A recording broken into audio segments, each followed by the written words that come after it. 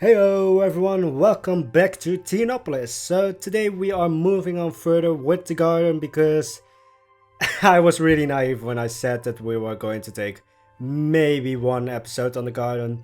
Yeah, we're more looking towards 5 right now. But before that I have some updates on videos and everything, so if you don't want to listen to that, skip forward like 4 minutes because that's the amount of time before I normally get sidetracked, so you have been warned. Serious talk commences, or semi-serious. So for the semi-serious talk, because yeah, but I am going back on what I said in the last video on, well, how I have never shown you guys any, overview of the park. I have never really shown you guys the entirety of the park, basically because the park is an entire mess.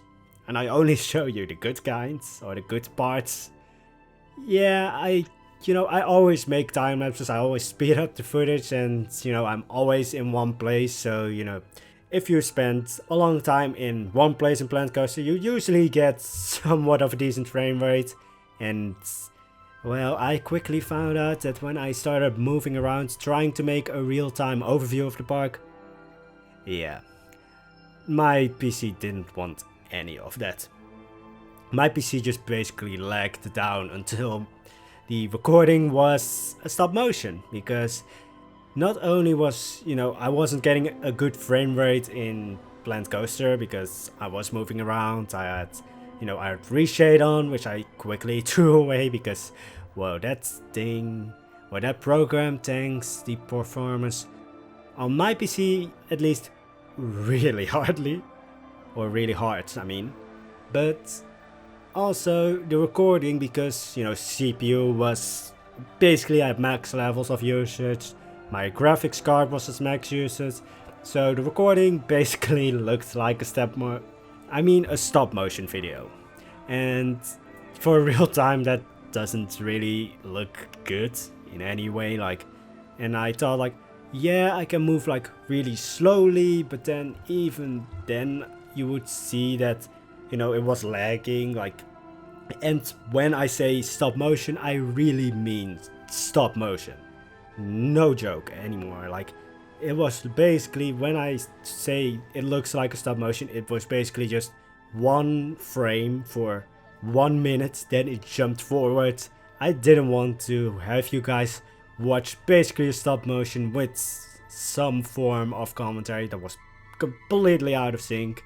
So that's why I pushed back the recording, or basically just the overview for the new, well, not the new, but for Theonopolis back 1 week, because yeah, I try to improve on content and quality every video, and I just thought, like, I can make that video, like I can make the overview, and then then I would be looking back at it in maybe like a year, and I would be really ashamed of myself. Like, I'm really perfectionistic. I mean, sometimes you can see that, like in squirrel mode I get really perfectionistic, and then I just thought, like, if I'm going to look back at this in 1 year and I'm ashamed of it, then it's not going to be a video I want to put out. I also don't think you guys deserve a subpar video, so that's why I push back the overview of the park for a week, so that I have the time to upgrade my PC.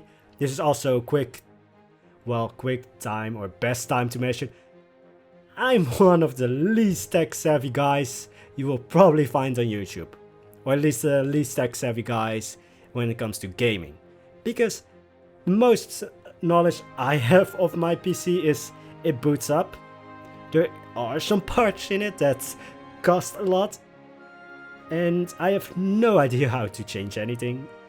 Now though, like when I'm recording, I've already changed the CPU, and I am going to change the graphics card, but yeah, I found out that the graphics card that I'm having right now, or just, I have ready right now to implement, needs something else to work, so that's why it took a week. If everything went well and the graphic card was, able to be used basically when I got it, then maybe the new overview would be this week, but now, yeah, it's by certain next week that I am able to make some kind of decent video about, well, the overview. I also quickly now see that I said in the beginning that the semi-serious talk was going to take 4 minutes max. I'm already seeing that it's close to 6. But yeah, I just wanted to give you guys the heads up how I felt about it, and that's basically my entire channel. So, well, now that the serious or semi-serious talk about, you know, the overview video and basically my PC and all that is done, I want to go back into the usual ramble video, which today I want to say that I'm going to say like, oh yeah, today's topic is this, but I've done that for maybe a few videos. I really changed quite fast on like how I want to have my videos, because again, I'm really a squirrel. I change things a lot, and I like that. I like to be a bit more flexible with that. But I want to go into basically just placement of buildings. Like, I'm building buildings right now, so that's like the point I want to relate. Like, I want to relate that I'm talking about buildings because I'm building buildings in a courtyard. Yeah, I can't really say that it's a garden anymore, actually, because a garden is usually, you know, plants and maybe like a pavilion or something, and for me a courtyard is more, you know, functional than a garden. So maybe like the original naming that I gave to this as, you know, the courtyard is going to be a bit more fitting. Yeah, I mean, yeah, because come to think of it, and well, you already saw a little bit in the last video, and right now you also see it, but the Pharaohs would have, you know, other buildings. It would have, you know, places for the soldiers, because coming to think of it, the Pharos is a very dysfunctional. But the Pharos is a very defensible place because it has the courtyard, it has, well, in some versions it doesn't have the towers, in some versions it does, and in some versions it has more towers than in other versions. Yeah, if you want to build a historic building that's no longer there, good luck trying to find one conclusive form of that building. But as I said, the Pharos was a very defensible place. It had also have to have a large workforce, because I mean, it's a huge building. I don't know, like, I think they used either oil or, you know, just firewood to light the signal top of the lighthouse. So that would need a lot of people to actually work that place, because you have to somehow transport all that oil or wood up the place. Then you would need people to keep the light functional, keep the light working, and then you would also need to have like some sense of security. And because, you know, the Pharaohs, from what I know, it wasn't really, you know, at the heart of the city. It wasn't at the heart of Alexandria, so it was a little bit off. So, you know, if you have guards there that, you know, have shifts and everything, you would also need to have lodgings or, you know, a place for those guards to rest. And basically, if you don't accommodate for that on place or on site, I'm also hitting my mic, I mean, I do that a lot, but anyway, if you don't have that on location, then workers aren't really happy, because you aren't providing them with anything except maybe a salary. But that's why I wanted to know. I want to have stables, because there might be a few soldiers hanging around. There might be, you know, horses. Maybe if like an enemy approaches, the lighthouse would be the first one to see those. Like, I'm saying enemy as like enemy ships. Like, if you, well, actually, coming to think of it, the lighthouse was probably one of the tallest buildings in the ancient world. So they might have also spotted enemies that came from land. Yeah, probably, but this is all just speculation, I mean, yeah. most of my rambles are speculation and everything. But, because, you have soldiers, maybe, you have workers, you have, more, well, the higher paid person would probably not live, or, they wouldn't probably live at the Pharos, but they would have like some accommodation there. But the higher paid person would probably have like a villa or something in that sense in Alexandria, and would have the money to constantly travel back and forth.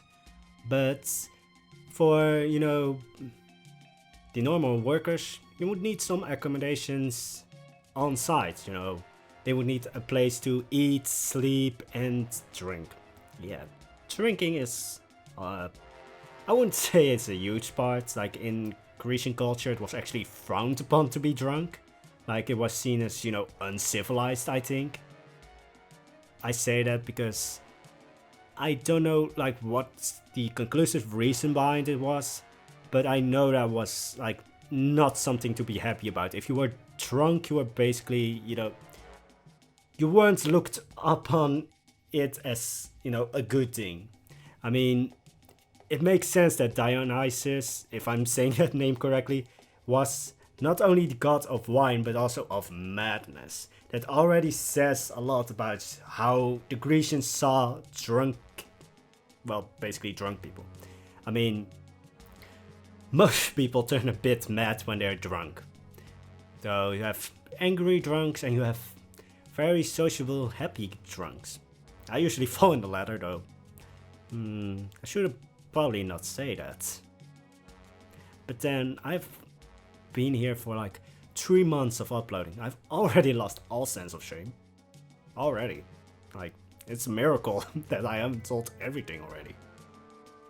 But because of that, I wanted to, have buildings. But then I also thought the Pharos was eventually abandoned. I mean, no joke about that, or no, fun thing about that. And it was abandoned. I mean, it's not here anymore. If it wasn't abandoned, it would still be here. It would still be, used. Again, hitting my mic. Or actually, I'm not hitting my mic, I'm hitting the cord. But my mic is so sensitive that it will probably pick that up. Yeah.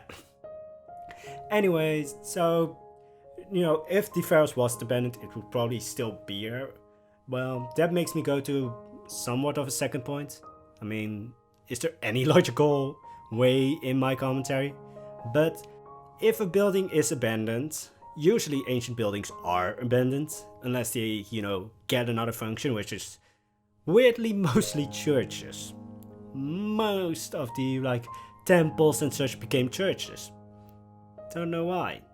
I mean, yeah, the places are, usable, but weird. The church tried to, get every, pagan thing away, but then they used the buildings as, their houses of worship.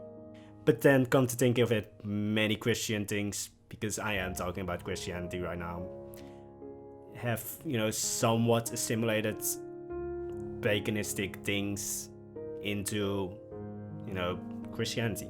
Again, that deserves its entire ramble on its own. Probably when I make another serious updates, because those tend to take way longer than I think they would. So if I have a shorter ramble, then I could fit that in. I probably forget. I'm also saying oh, Aphrodite deserves her entire ramble on her own. Yeah, I already forget that. Well, now I remember, but next time I record any kind of commentary, I will probably forget.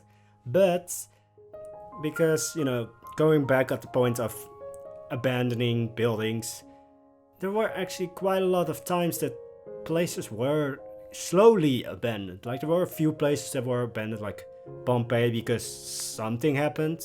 Well, I'm not saying something happened at Pompeii, we know what happened at Pompeii, but sometimes natural disasters happened and then, a place was quickly abandoned, because basically most of the civil people, most of the civilians were either dead or fled. But many, older places were slowly abandoned. Some, pretty big cities were later just abandoned. because let's just keep this really basic level, but because maybe trade routes moved, or resources moved or dried out. There are a lot of reasons actually that ancient places were abandoned later on. And that makes me think let's give you just an idea, in 2000 years, how many of our cities today do you think would still be inhabited?